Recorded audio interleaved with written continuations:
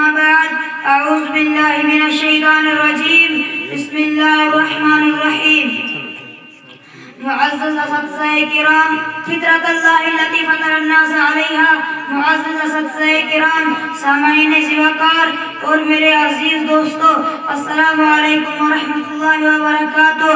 آج میں آپ کے سامنے ایک نہایت اہم اور بنیادی موضوع پر گفتگو کرنا چاہتا ہوں، وہ ہے اسلام ایک دینی فطرت۔ حضرات، اللہ تعالیٰ کا شکر ہے کہ اس نے ہمیں جس دین کی نعمت عطا فرمائی وہ کوئی مشکل غیر فطری یا انسان کی طاقت سے باہر دین نہیں، بلکہ اسلام ایک ایسا دین ہے جو انسان کی فطرت کی عین مطابق ہے۔ سب سے پہلے ہمیں یہ سمجھنا ہوگا کہ فطرت کیا ہے۔ فطرت انسان کی وہ اندرونی آواز ہے جو اسے سچ کی طرف بلاتی ہے اور انصاف کو پسند کرتی ہے اور ظلم سے نفرت سکھاتی ہے۔ ہر انسان چاہتا ہے کہ اس کے ساتھ سچ بولا جائے، اس کے ساتھ انصاف ہو۔ یہ خواہشیں کسی درسگاہ میں پیدا نہیں ہوتی ہے بلکہ انسان کے ساتھ پیدا ہوتی ہے۔ اسلام اسی فطرت کی ترجمانی کرتا ہے، اسے ٹکراتا نہیں۔ اسلام انسان کو اس کی فطرت سے نہیں لگاتا بلکہ اس کی فطرت کی رہنمائی کرتا ہے۔ قرآن مجید میں اللہ تعالیٰ ارشاد فرماتا ہے فطرت اللہ التي فطر الناس علیہا، یعنی یہ وہ فطرت ہے جس پر اللہ تعالیٰ نے انسان کو پیدا کیا۔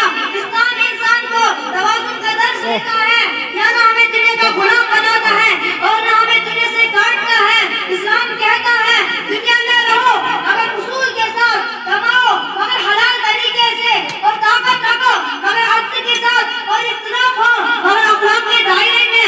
اسلام کے احکام پر اگر غور کیا جائے تو معلوم ہوتا ہے کہ وہ انسان کی فطرت کی عین مطابق ہے۔ اسلام میں عبادت کی فطرت کے مطابق ہے، ہمارے انسان کو نظم و ضابطہ سکھاتی ہے اور دل کو سکون دیتی ہے۔ روزہ انسان کو خواہشات پر قابو پانا سکھاتا ہے، اور زکوٰۃ انسان کو خود غرضی سے نکال کر دوسروں کا خیال رکھنے والا بناتی ہے، اور حج ہمیں یہ سبق دیتا ہے کہ سب انسان برابر ہے۔ نبی کریم صلی اللہ علیہ وسلم نے بہت واضح الفاظ میں فرمایا دین آسان ہے، یعنی اسلام ایسا دین نہیں جو انسان کے لیے بوجھ بن جائے، بلکہ ایسا نظام زندگی ہے جو انسان کو بہتر انسان بناتا ہے۔ اسلام صرف عبادت کا نام نہیں بلکہ اعلیٰ اخلاق کا نام ہے۔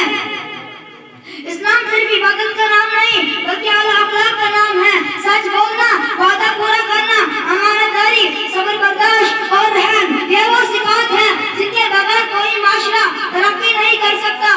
یہی وجہ ہے کہ جب بھی انسان اسلام کو سمجھ کر اپناتا ہے اس کی ذاتی زندگی میں بھی سکون آتا ہے اور معاشرے میں بھی بہتری پیدا ہوتی ہے۔ آخر میں یہ عرض کروں کہ اسلام کوئی سخت یا غیر فطری دین نہیں بلکہ وہ دین ہے جو انسان کی اصل فطرت کو پہچانتا ہے اور اسے زندگی گزارنے کا بہترین طریقہ سکھاتا ہے۔ اللہ تعالیٰ ہمیں اسلام کو صحیح معنوں میں سمجھنے، اپنانے اور اس کی خوبصورتی کو اپنے عمل سے ظاہر کرنے کی توفیق عطا فرمائے۔ آمین۔ ہمارے